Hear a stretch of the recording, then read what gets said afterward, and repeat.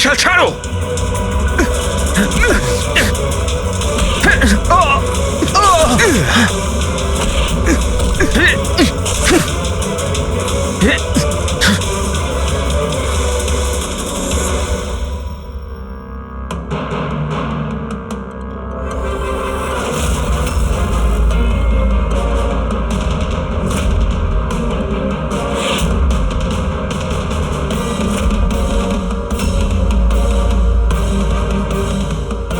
আমি স্বীকার করছি, আয়েশা আর ডক্টর আঙ্কেলকে খুন আমি করেছি স্যার।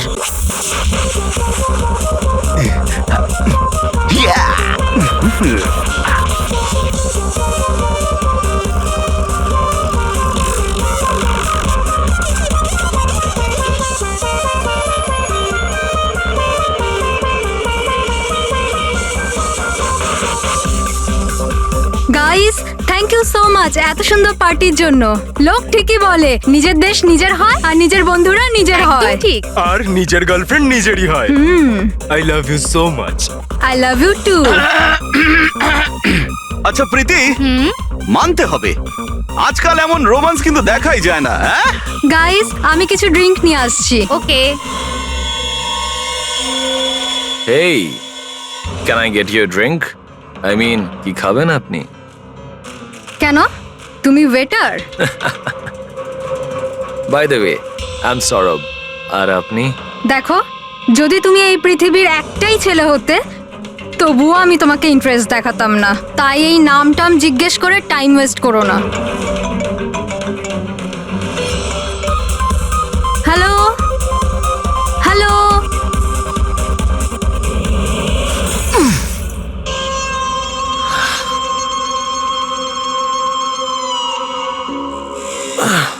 হ্যালো হ্যালো, শুনতে পাচ্ছি না, জোরে বল। আরে কিচ্ছু শুনতে পাচ্ছি না। আরে এখানে নেটওয়ার্কও নেই। হ্যালো হ্যালো,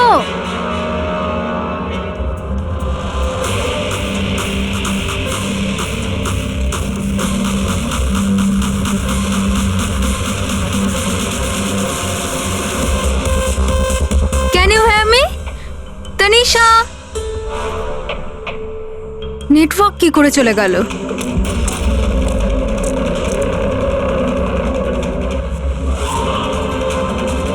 ফোন কেন লাগছে না?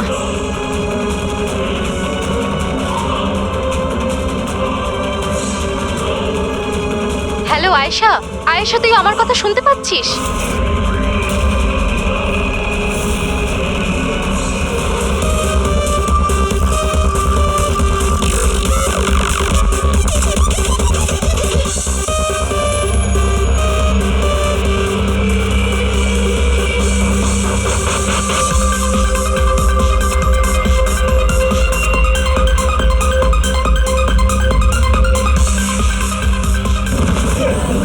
আরে কি হলো? কি? আয়েশা,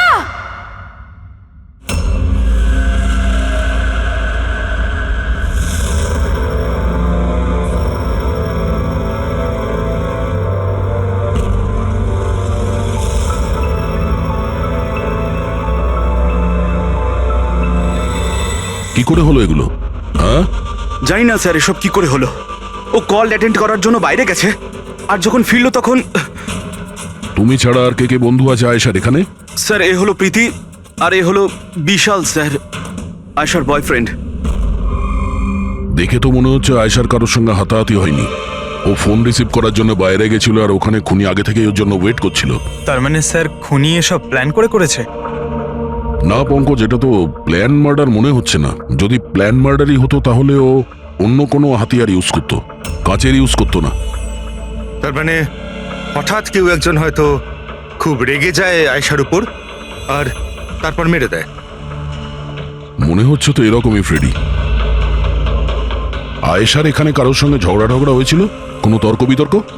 হ্যাঁ, এরকম চুপ করে থাকলে কিন্তু কাজ হবে না। এই যে সিসিটিভি ক্যামেরা আছে, দেখলে সবই আমরা জানতে পারবো। সরি স্যার, সিসিটিভি ক্যামেরা কাজ করছে না। হোয়াট?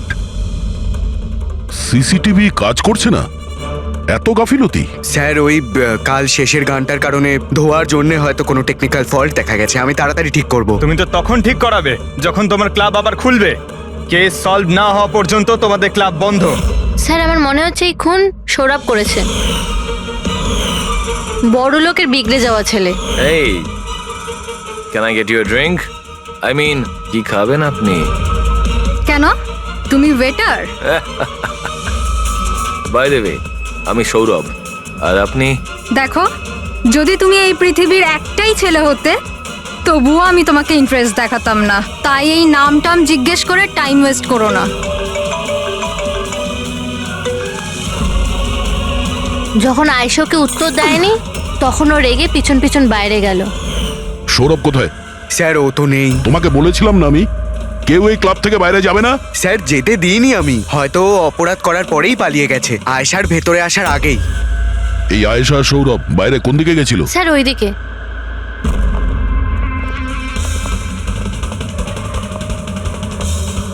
স্যার, রক্তের দাগ। তাহলে এখান থেকে আয়েশা ভেতরে গেছিল। আগে দেখি। স্যার দেখুন, এখানেও রক্তের দাগ। পঙ্কজ, ও নো, এত রক্ত! আর এই কাঁচের টুকরো, মনে হচ্ছে আয়েশার উপর হামলা এখানেই হয়েছে। স্যার ও নো। আচ্ছা, এই সৌরভ নয় তো? এর পরিস্থিতি খুব খারাপ। অ্যাম্বুলেন্সকে ফোন করো। ক্লাবে এতগুলো লোকের মাঝখানে একটা মেয়ের খুন হয়ে গেল।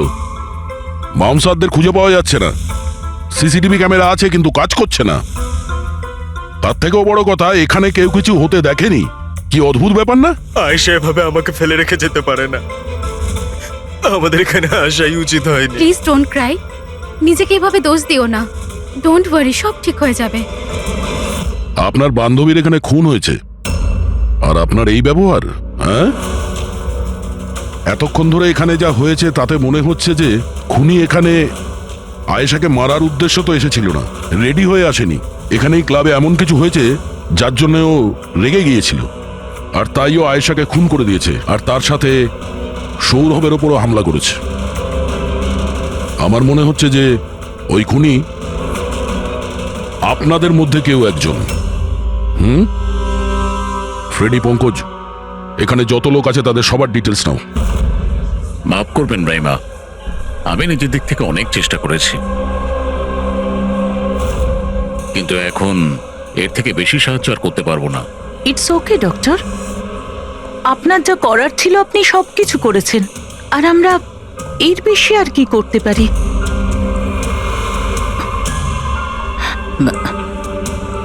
What happen doctor? আপনি ঠিক আছেন তো? হ্যাঁ, আমি ঠিক আছি।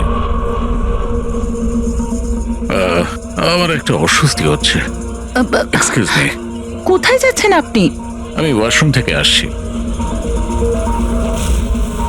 তানিশা, আয়েশার মৃত্যুর আগে তোমার সাথে ওর ফোনে কথা হয়েছিল, তাই না? আচ্ছা, ওই ফোন কলের ব্যাপারে আমাদের কিছু ডিটেলে বলতে পারবে? স্যার, ডিস্কোতে খুব জোরে মিউজিক বাজছিল বলে আমি বেশি কিছু শুনতে পাইনি।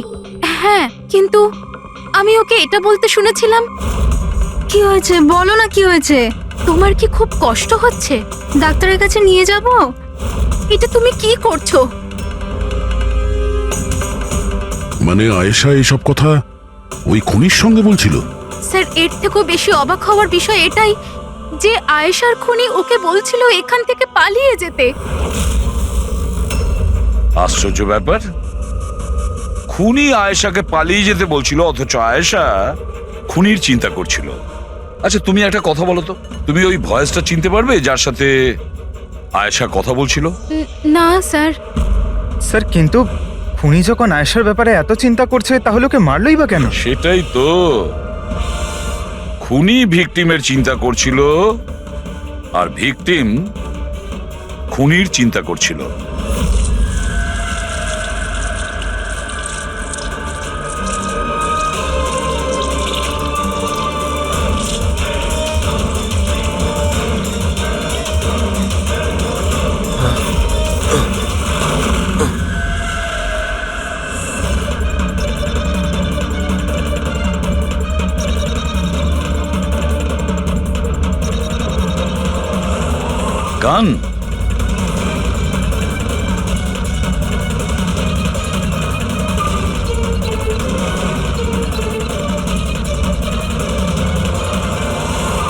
স্যার, ওর যেখানে গুলি লেগেছে সেটা ছাড়া ওর শরীরে আর কোথাও আঘাতের চিহ্ন নেই। মনে হচ্ছে খুনি হঠাৎ এখানে এসে ওর উপরে গুলি চালিয়ে দিয়েছে। এরকম হতেই পারে। এই দেখো, এখানেও রক্ত। একটা কথা বুঝতে পারছি না স্যার, খুনি গানটা এখানে ফেলে রেখে গেল কেন? ও তো নিজের সঙ্গে গানটাকে নিয়েও যেতে পারত। সেটাই তো আশ্চর্য ব্যাপার যে খুনি এই গানটা এখানে এই ক্রাইম স্পটে কেন রেখে গেছে।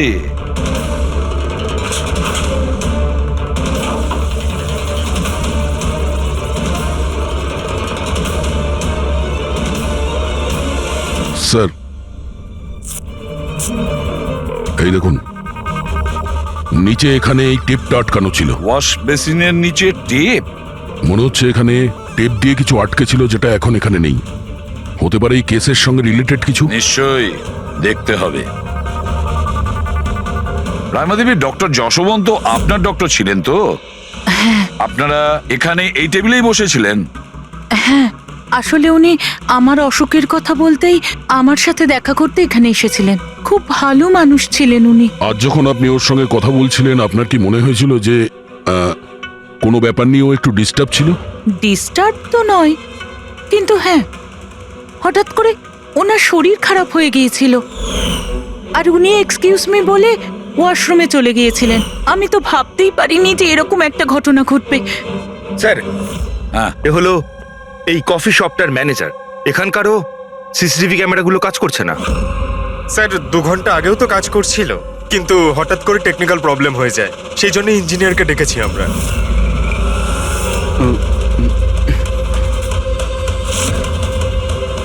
এই, একটু দাঁড়াও, এখানে এসো।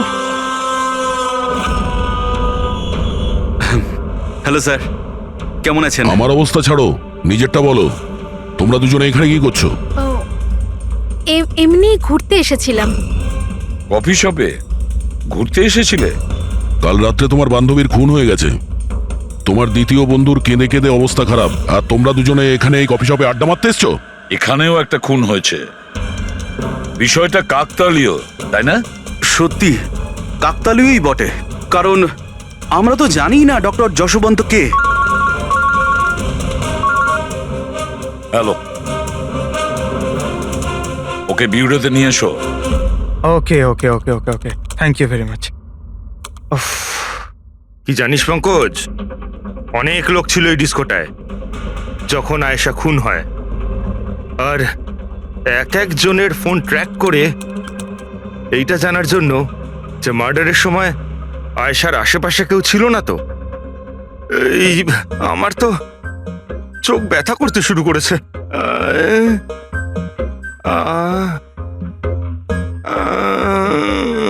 আরে স্যালাডগুলো চোখে লাগানো বন্ধ করুন ফেরি স্যার। আরো কত লোকের নাম্বার ট্রাই করতে হবে, কাজ করুন। ভগবান। সৌরভ, এখন তোমার শরীর কেমন? শরীরের আঘাত না হয় আজ নয় কাল ঠিক হয়েই যাবে স্যার, কিন্তু যা আমি ওই দিন দেখলাম সেটা হয়তো সারা জীবন কোনোদিনও ভুলতে পারবো না আমি। না আমি ওই পাবে যেতাম, আর না আমি আয়েশার চিৎকার শুনতে পেতাম। কিন্তু আয়েশার পিছন পিছন তো তুমি গিয়েছিলে, ও তোমার সঙ্গে ভালো করে কথা বলেনি সেই জন্য। এই কথাটা সত্যি স্যার যে আমি আয়েশার পেছনে গিয়েছিলাম, কিন্তু আমি যখন ওকে ড্রিঙ্ক অফার করলাম ও বারণ করে দিল স্যার। ইনফ্যাক্ট ও আমার ইনসাল্টও করলো স্যার, তাই আমার খুব খারাপ লেগেছিল স্যার, আর তাই আমি ওর পিছু নিয়েছিলাম। ও মাই গড, কে করলো এইসব কিছু? চলো তোমাকে আমি হসপিটালে নিয়ে যাই। হেই দাঁড়াও, আরে দাঁড়াও। আর তারপরে? স্যার, আমার এখনো মনে আছে যখন আমি ওর রিস্টটা ধরেছিলাম স্যার, সেটা একেবারে নর্মাল ছিল না। ওটা নর্মাল মানুষদের রিস্ট ছিলই না। আমার খুব অদ্ভুত ফিল হয়েছিল স্যার।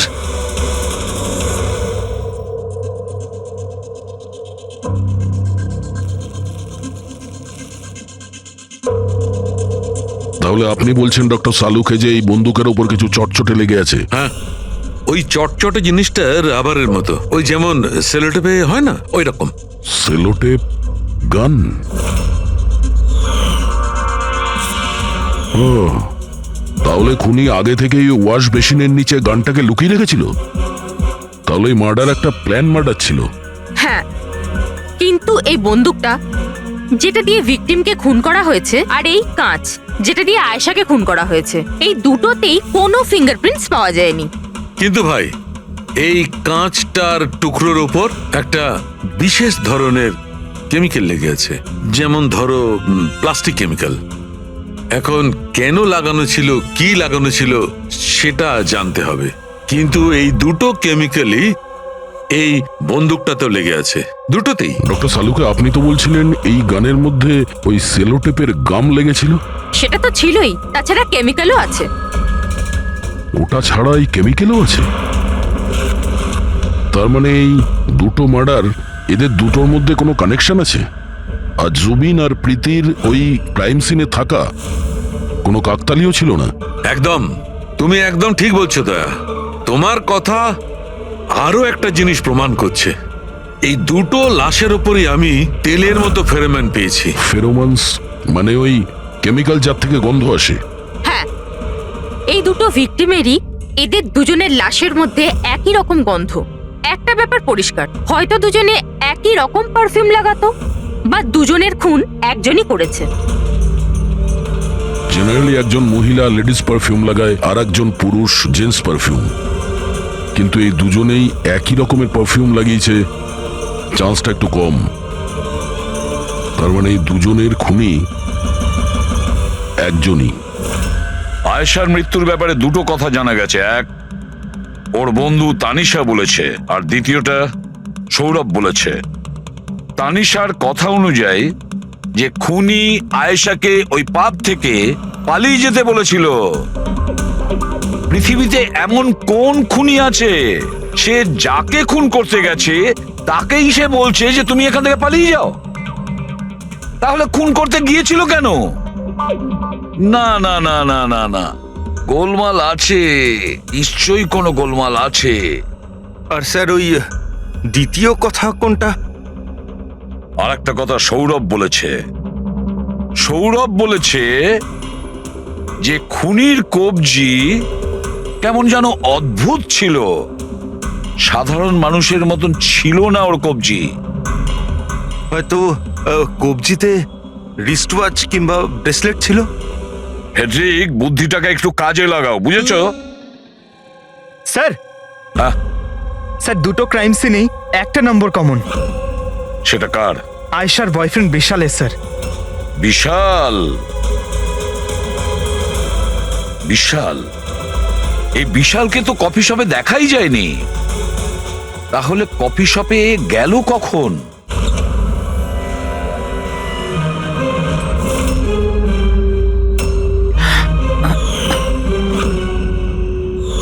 রায়মা দেবী, আপনি আর এখানে?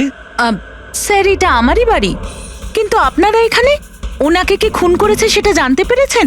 রাইমা, এরা কারা? CID officers. আপনারা প্লিজ ভেতরে আসুন, প্লিজ কাম।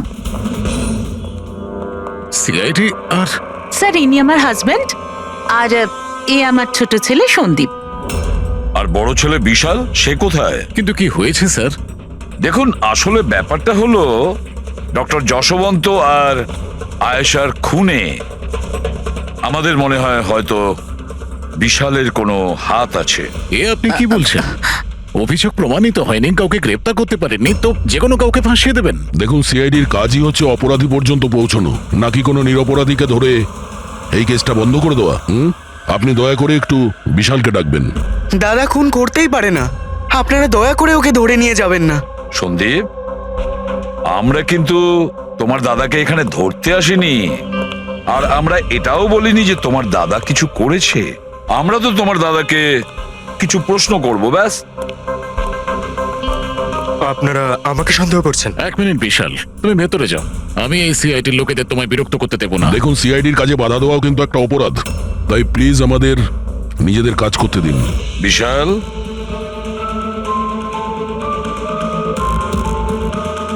ডক্টর যশবন্ত খুন হয়েছেন ওই ক্যাফেতে, আর তুমি সেই মুহূর্তে ওই ক্যাফেতে ছিলে। কেন, কিসের জন্য গিয়েছিলে ওখানে তুমি? স্যার, আমি তো ওখানে জুবেন আর প্রীতির সাথে দেখা করতে গেছিলাম। আমি জানতাম না যে আঙ্কেল ওখানে হঠাৎ মায়ের সাথে দেখা করতে আসবেন। আয়েশার সাথে তোমার ঝগড়া চলছিল না? আমি ভীষণ কষ্ট পেয়েছি স্যার ও মারা যাওয়ার পর। আমি জানি না ওকে ছাড়া আমার বাকি জীবন কিভাবে কাটাবো। আমি কিছুদিন একা থাকতে চাই। ঠিক আছে, তুমি গিয়ে রেস্ট নাও। হ্যাঁ, এরপরে কিন্তু দেরি করা যাবে না। আরে আপনারা আবার এখানেও? মাঝে মাঝে নিজের বাড়িতে যান নাকি? সবসময় বিশালের আশেপাশে ঘোরাফেরা করছেন? না স্যার, এমন কোনো কথা নয়। অ্যাকচুয়ালি ও খুব হতাশ হয়ে থাকে, ভাবলাম ওর সাথে থাকলে ভালো হয়। খুব গভীর বন্ধুত্ব, হ্যাঁ? জুবিন, প্রীতি, বিশাল, কড়া নজর রাখতে হবে এই তিনজনের ওপর।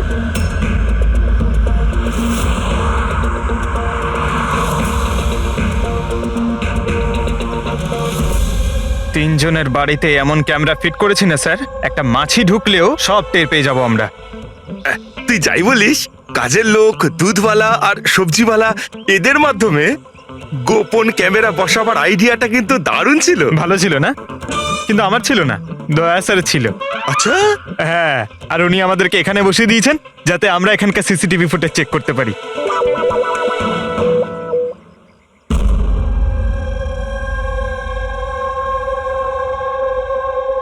আরে বস, বস একটা বড় সূত্র হাতে এসেছে যেটা এই কেসটার সলভ করতে সাহায্য করবে। সেটা কখন বলবে? আরে বলছি তো। আরে তাহলে বলো তাড়াতাড়ি। আরে ভাই, নিঃশ্বাস তো নিতে দাও। তোমার মনে আছে ওই যে ভাঙা কাঁচের টুকরোটায় আমি প্লাস্টিক কেমিক্যাল পেয়েছিলাম? হ্যাঁ ডক্টর সালুকে, কি ওই কেমিক্যালটা? ওটা হচ্ছে গ্রাফিন, যেটা নকল চামড়া, আর্টিফিশিয়াল স্কিন বানানোর কাজে লাগে। Artificial skin, prosthetic skin, prosthetic skin, prosthetic. দয়া, মনে আছে সৌরভ কি বলেছিল? যে খুনির হাতের ওপর ও অদ্ভুত কিছু দেখেছিল। Prosthetic skin, prosthetic arm. তাহলে কি এই খুন কোনো রোবটের মাধ্যমে হয়েছে? মানে খুনির ওইভাবে সাহায্য চাওয়া এটা তো নয় যে এই খুনটা আনইনটেনশনালি হয়েছে, না চাইতে? না দয়া, অনিচ্ছাকৃত খুন এভাবে হতে পারে না। আর রইল কথা রোবোটিক আর্মের। এই রোবোটিক আর্ম তো কারোর কথা মতোই চলতে পারে, তাই না? আচ্ছা শাহরুখে, এমন কোনো লোক আছে যে এই রোবোটিক আর্ম বলো, প্রস্থেটিক আর্ম বলো বা রোবোটিক আর্ম বলো, এই সব কিছুর ব্যাপারে খুব ভালো রকম দখল আছে? হ্যাঁ আছে তো, ডক্টর জাসমিন। তাহলে দেখা করা যাক ওই ডক্টরের সঙ্গে।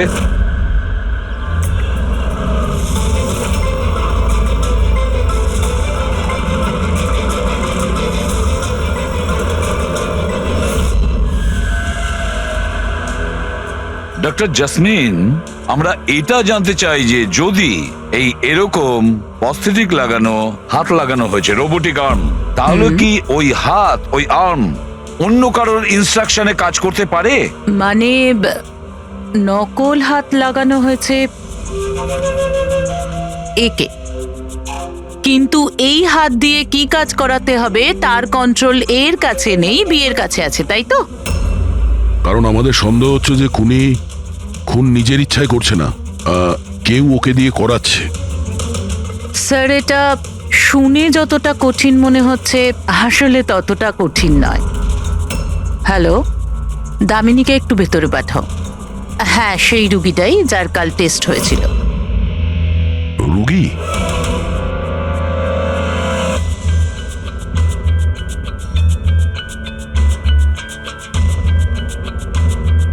স্যার, দামিনীর ডান হাতটা ফ্যাক্টরিতে কাজ করার সময় মেশিনে কাটা পড়েছিল। হ্যাঁ স্যার, মেশিনে আমার হাত ঢুকে গিয়েছিল। তাই জন্য ওকে নকল হাত লাগিয়েছি, যার কন্ট্রোল মানুষের ব্রেনের দ্বারা হয়। একটা নকল হাত মানুষের মাথা দিয়ে কাজ করছে কি করে? স্যার, সায়েন্স খুব উন্নতি করেছে। আসলে এই ধরনের নকল হাত সায়েন্সের একটা খুব বড় আবিষ্কার। এটাতে এক ধরনের চিপ আছে, মানে সফটওয়্যার, যেটা ব্রেনের দ্বারা কন্ট্রোল করা হচ্ছে। মানে মানুষের ওঠা বসা যেমন ভাবে আসল হাত পা নাড়ানো যায়, সেইভাবেই এই নকল হাত পা নাড়ানো হয়, যেটা ব্রেন কন্ট্রোল করে। গ্রেট, বিজ্ঞান সত্যি অনেকটা এগিয়ে গেছে। সত্যি রোবোটিক আর্ম।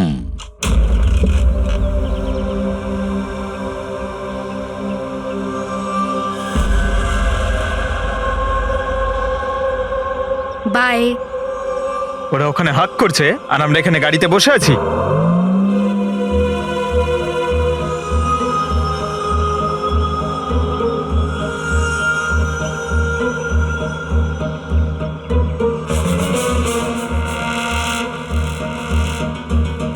ফ্রেডি স্যার, এই বিশাল তো প্রীতির বাড়িতে যাচ্ছে।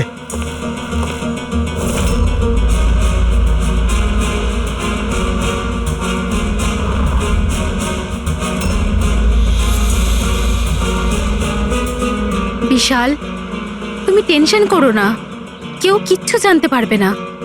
আমরা কোনো না কোনো উপায় ঠিক বের করব, ওকে? এ নাও, কফি খাও।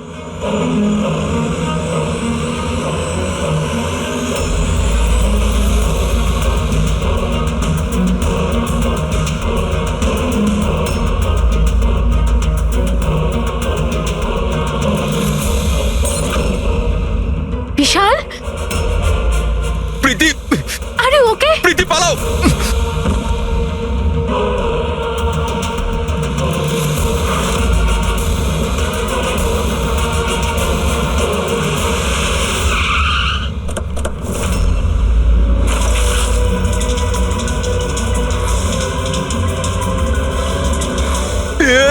বিশাল, না বিশাল ছাড়ো।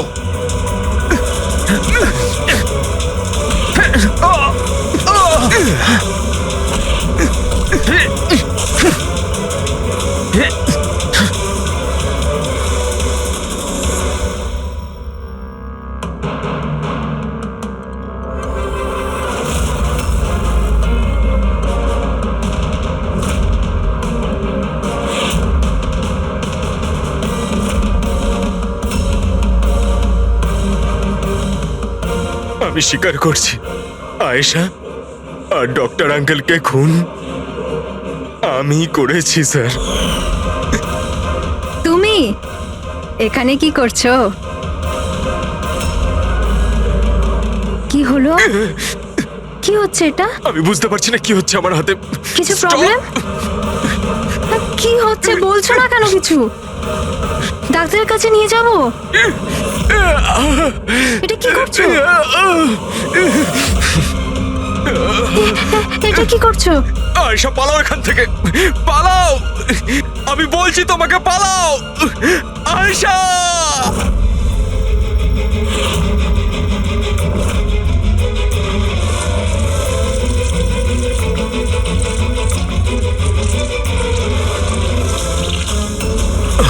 ডক্টর, পালিয়ে যাও এখান থেকে। কি করছো এগুলো? আমি কি করবো স্যার, আমার নিজের হাতের উপরে কোনো কন্ট্রোল নেই। কি তোমার হাত তোমার কন্ট্রোলে থাকে না? এর মানেটা কি? জানি না, হঠাৎ করে মাঝে মাঝে কি হয়ে যায়। সেই কারণে তুমি আয়েশাকে ওখান থেকে চলে যেতে বলেছিলে? হ্যাঁ স্যার, আমি আয়েশাকে ওখান থেকে পালাতে বলেছিলাম। আয়েশা পালাও এখান থেকে, পালাও। আর আমি অনেকবার চেষ্টা করেছিলাম যাতে আমি ডক্টর আঙ্কেলের কোনো ক্ষতি না করি। ডক্টর, পালাও এখান থেকে তুমি।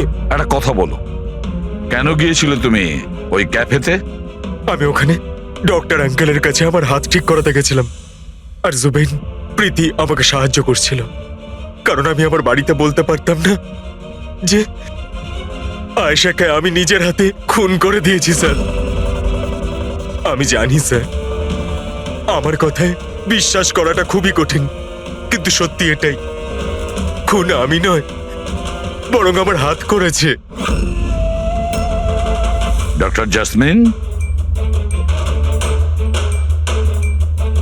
বিশাল যা যা বলছে সেটা সত্যি?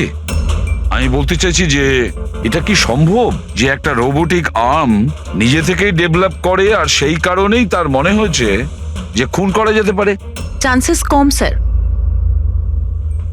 কিন্তু হ্যাঁ, হাতের ভেতরে লাগানো এই চিপকে কেউ যদি হ্যাক করে তাহলে হতে পারে। কি?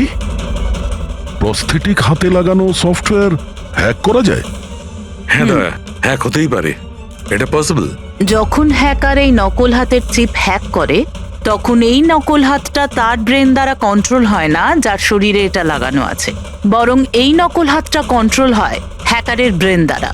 তার মানে কেউ একজন বিশালের এই রোবোটিক আর্মের সফটওয়্যারটা হ্যাক করেছিল আর তারপরে ওকে দিয়ে খুন করায়। স্যার এর থেকে ভালো তো আমি এক হাতেই আমার সারাটা জীবন কাটিয়ে দিই, যে হাতটা অন্যদের জীবন কেড়ে নিচ্ছে।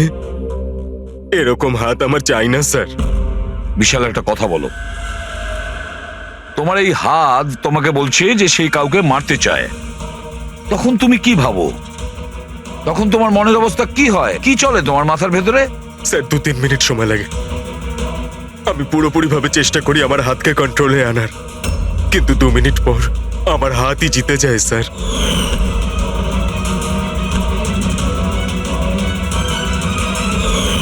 চিন্তা করো না, এবার আমরা তোমার এই রোবোটিক আর্মের ভেতরে একটা ট্রান্সমিটার ফিট করব, আর যার থেকে আমরা জানতে পারবো যে ও কাউকে মারতে চায় বা হয়তো কারোর থেকে ইনফরমেশন পাচ্ছে যে তুমি গিয়ে খুন করো, সেটাও আমরা জানতে পারবো। আচ্ছা বিশাল একটা কথা বলো, তোমার আসল হাত হারালে কি করে? স্যার আমি গত বছর ঘুরতে যাচ্ছিলাম, সেখানে একটা রোড অ্যাক্সিডেন্ট হয়। ব্যাস। জীবনে আমাদের অনেকবার পরীক্ষা দিতে হয়। স্যার আমার পরীক্ষা তো শেষ হওয়ার নামই নিচ্ছে না।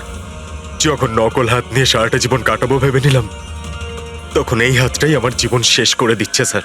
বিশাল, আমরা তোমাকে কথা দিচ্ছি, না তো তোমার একটা হাত দিয়ে জীবন কাটাতে হবে, আর না তো ওই আসল অপরাধী স্বাধীনভাবে ঘুরতে পারবে।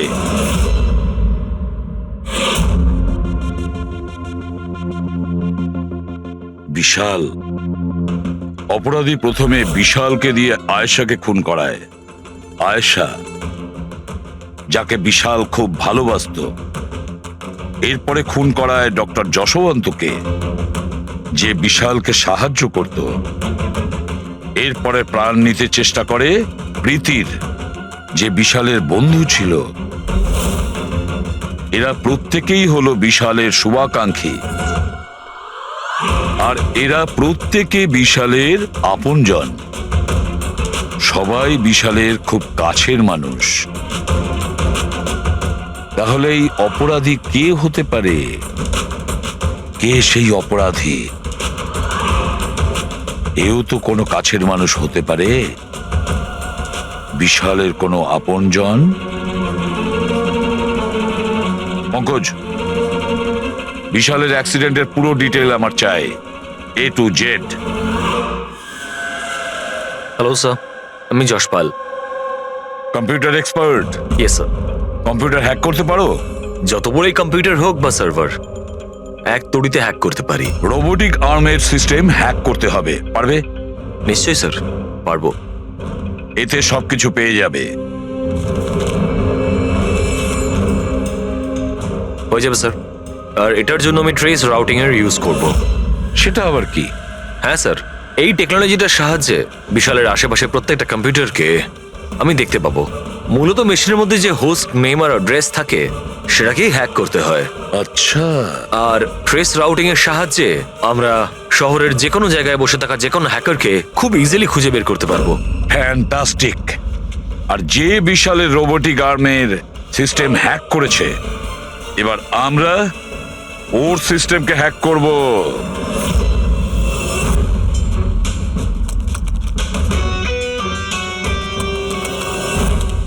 এই দেখুন স্যার, এই সময় বিশালের আশেপাশে এই সবকটা কম্পিউটার অ্যাক্টিভ রয়েছে, আর এর মধ্যে হয়তো কোনো একটাই ওই হ্যাকারের।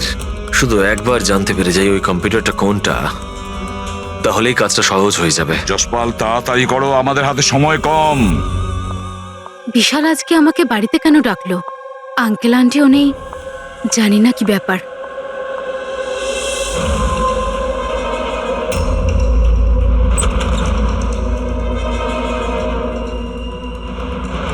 বিশাল,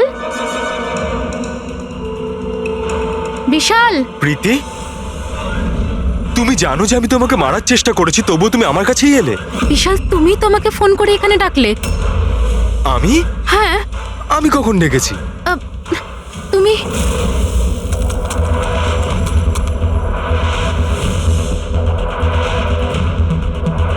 নো!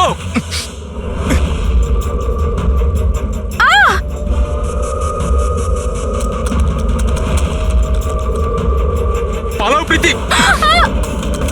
বিশাল প্লিজ বিশাল পালাও প্লিজ এখান থেকে! Vishal please Vishal Vishal please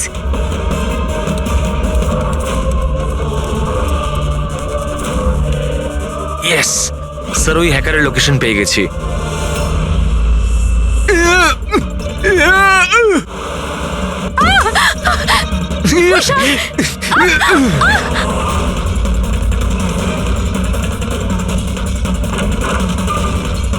sir আপনি এখানে কি করছেন? বিশাল প্লিজ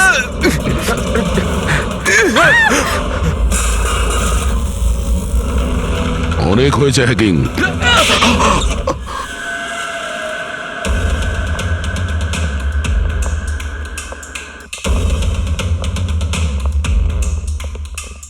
আবার এসে গেলেন আপনারা।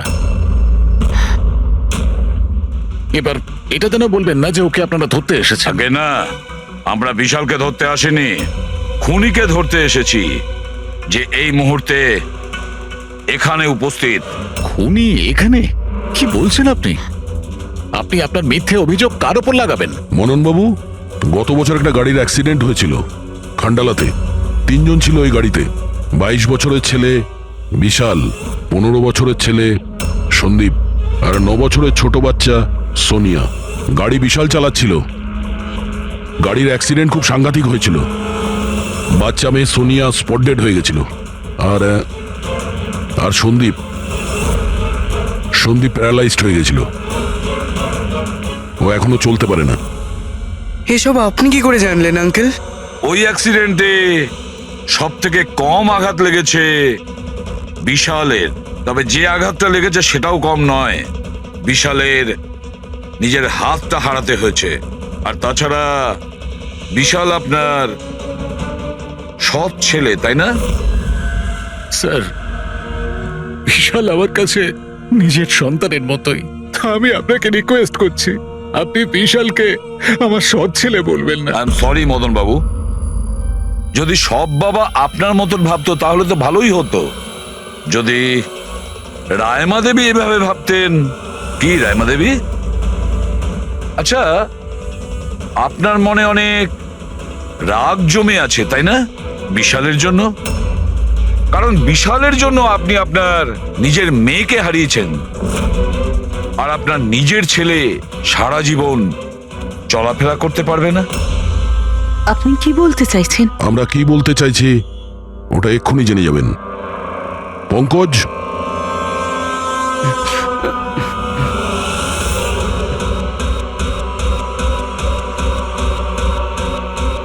সরি আন্টি, কিন্তু আমি ওদের সবকিছু বলে দিয়েছি যে আপনার বলার জন্যই আমি এসব করেছি। আমি ওই সফটওয়্যারগুলোকে হ্যাক করেছিলাম, আর আমি সব জায়গার সিসিটিভিগুলোকে হ্যাক করে বন্ধ করে দিয়েছিলাম।